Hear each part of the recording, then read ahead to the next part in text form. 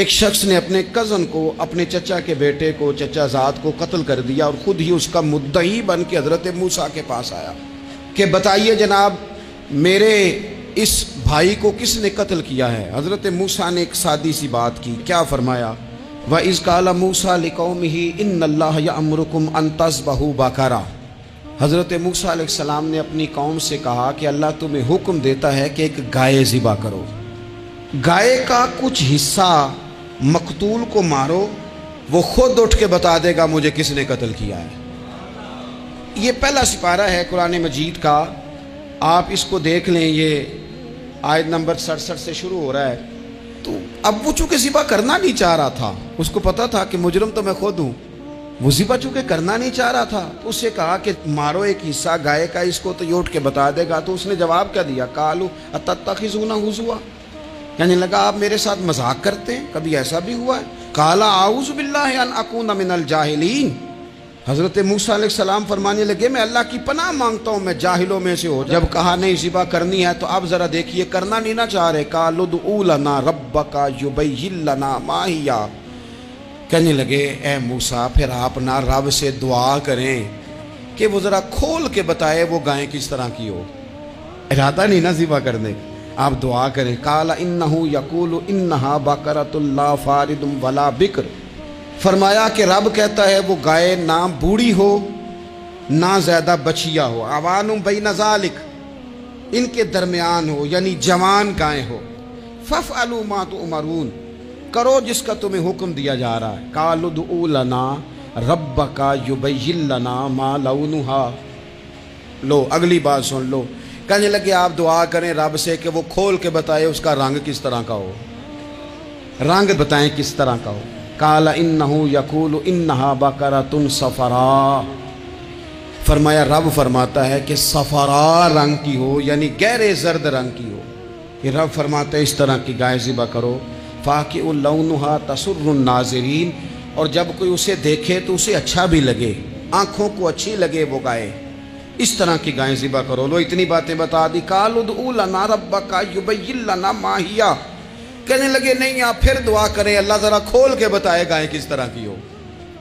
ان البقرہ تشابہ علینا، ہمیں ذرا گائیں پر شبہ پڑ گیا ہے کس طرح کی ذبح کرنی چاہیے۔ وَإِنَّا انشاءاللہ لمہتدون، اگر اللہ نے چاہا تو ضرور ہم ہدایت پا جائیں گے۔ پھر اللہ تعالیٰ نے فرمایا کہ قال انہ یقول انہا بقرۃ لا ذلول تثیر الارض، گائیں اس طرح کی ہو کہ وہ کبھی کھیتی میں نہ چلائی گئی ہو، یعنی اس کو کبھی کام نہ اس سے لیا گیا ہو۔ بیل کو لوگ لگاتے تھے نا، جو کام آج ٹریکٹر سے لیا جاتا ہے وہ گائے بیل سے لیا جاتا تھا، تو وہ کھیتی باڑی کے کام نہ اس کو لگایا گیا ہو۔ ولا تسقی الحرث، اور نہ اس سے پانی نکالا گیا ہو، نہ کھیت چلانے ہل چلانے میں لگائی گئی ہو، اور وہ جو کنواں ہوتا تھا جس کے گرد گائیں گھومتی تھی، تو کہا وہ بھی کام اس نے نہ کیا ہو گائے نے۔ مسلمۃ لا شیۃ فیہا، وہ ہر عیب سے پاک ہونی چاہیے۔ قالوا الآن جئت بالحق،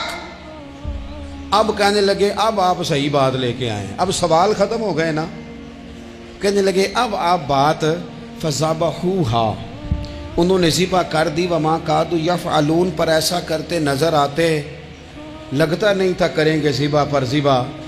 اچھا یہ گائیں پھر ملی کیسے؟ امام خازن کہتے ہیں کہ ایک نیک آدمی تھا، تو اس کا آخری وقت آ گیا تو اس کے پاس جو کل جمع پونجی تھی وہ ایک بچیا تھی، گائیں کی بچی، بچیا ویڑی، اس کے پاس وہ ایک بچیا تھی صرف۔ تو اس نے اس طرح کیا کہ اس کی گردن پر ایک مہر لگائی، اللہ کے نام پر بطور امانت اس نے اس کو جنگل میں چھوڑا، کہا یا اللہ میرا بیٹا ایک ہی ہے وہ بھی چھوٹا ہے، اس کی حفاظت کرنا اور میرے بیٹے کو پہنچا دینا۔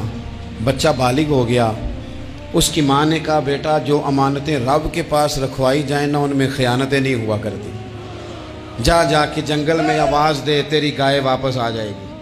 اس نے جا کے جنگل میں آواز دی کہ وہ جو میرے باپ نے امانت رکھوائی تھی وہ کدھر ہے؟ وہ نشان لگی ہوئی گائیں دوڑتی ہوئی اس کے پاس آئی۔ واللہ خیر الرازقین، جب رب بندوبست کرے، جب اللہ بندوبست کرے تو پھر معاملہ اور ہوتا ہے۔ وہ گائے آ گئی، اب اس نے کیا کیا اس نوجوان نے کہ وہ گائے گھر لایا، ماں سے آ کے کہا کہ اماں یہ تو اللہ نے فضل کر دیا۔ ماں کہنے لگی پتر حالات ہمارے خراب ہیں، منڈی میں لے جا اسے بیچ دے، لیکن سودا میری مرضی کے بغیر طے نہ کرنا۔ کس کی مرضی کے بغیر؟ کس کی؟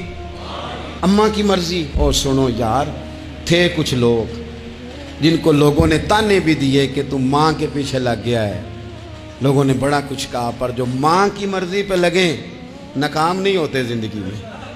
یہ دیکھو ماں کی مرضی پہ لگا، اس کی قیمت کتنی تھی گائے کی؟ بڑی مہنگی تھی، پر 3 دینار کی تھی۔ منڈی میں لے گیا، 3 دینار اس کی قیمت لگ گئی۔ تو ماں نے کہا تھا میری مرضی کے بغیر سودا نہ کرنا۔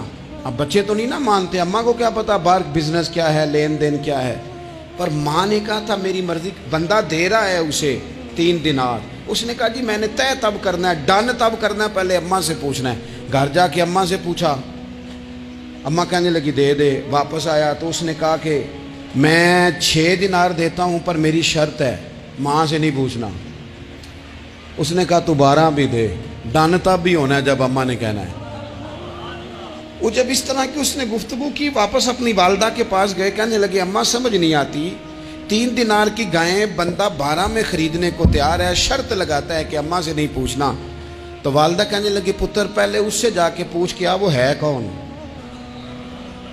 یہ کوئی روحانی معاملہ ہے، کوئی غیبی مدد ہے، پوچھ۔ اس سے جا کے پوچھا تو وہ کہنے لگا میں تو فرشتہ ہوں اللہ کا،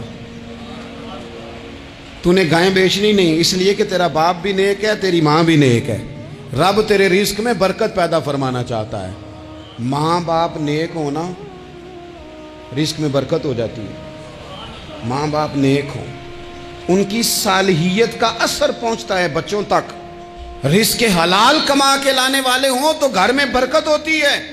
جا کے کہا کہ تیرے ماں باپ نیک تھے، اسے نہ بیچنا گائے کو، تو کیا کریں؟ کہنے لگے بنی اسرائیل والے سوال کر کر کے خود مشکل میں آ گئے۔ اب وہ ایسی گائے جو جوان بھی ہو، یہاں تو ہر غریب آدمی اپنی گائیں یہاں لگا دیتا ہے، کھیتی باڑی میں یہاں لگا دیتا ہے، کنویں میں پانی نکالنے میں تو یہاں تو ہر ایک کی گائیں، تو ایسی گائیں جس کا رنگ بھی اتنا پیارا ہو، زیادہ بوڑھی زیادہ بچی بھی نہ ہو، اور ابھی تک کھیت میں بھی نہ لگی ہو، وہ سوائے تیرے کہیں نہیں ہے۔ اس نے کہا چل پھر مہربانی کر بتا میں کتنے کو دوں گائیں، اگر وہ آ جائیں تو کتنے کو بیچنی ہے؟ اسے کہنا کوئی نہیں، ریٹ تو زیادہ کرنا ہی نہیں، ان سے کہنا گائے کے اندر سے گوشت نکال دیں اور جتنا گوشت ہے اتنے پیسے بھر دیں، اس کی کھلڑی بھر دیں۔ اب وہ بنی اسرائیل والے ڈھونڈتے پہنچ گئے، کہا جناب گائیں 3 دینار کیا 6 لے لو۔ اس نے کہا نہ بھائی، ذبح کروں گا، گوشت نکالوں گا، جتنا وزن گوشت کا اتنے پیسے بھرو گے کھال میں تو پھر گائے تمہیں ملے گی۔